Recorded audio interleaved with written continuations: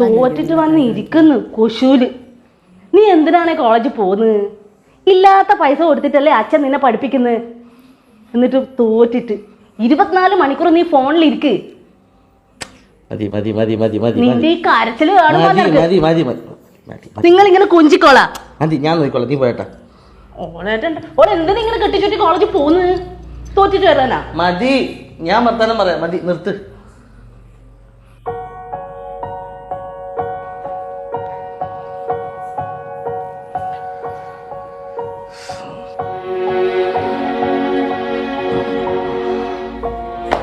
മോളെ മോളെ പോട്ടടാ കണ്ണ പോട്ട്. ഒരു പരീക്ഷ തോറ്റ എല്ലാം പോയാ മോളെ. നീ എന്തൊക്കെ തിന്നാ? അങ്ങനെ പറയല്ലടാ, അമ്മ പറയുന്നത് നീ കാര്യാക്കണ്ട കേട്ടാ. മോളെ തോക്കല്ലെന്ന് പറഞ്ഞാൽ അത്രക്ക് അച്ഛൻ തോറ്റിട്ടില്ലേ? അച്ഛൻ തോറ്റിട്ടില്ലേ? 10ാം ക്ലാസ്സല്ല അച്ഛൻ ആദ്യമായിട്ട് തോറ്റത്. എന്റെ തലവട്ടം കണ്ടത് അച്ഛൻ ആദ്യം തോറ്റ.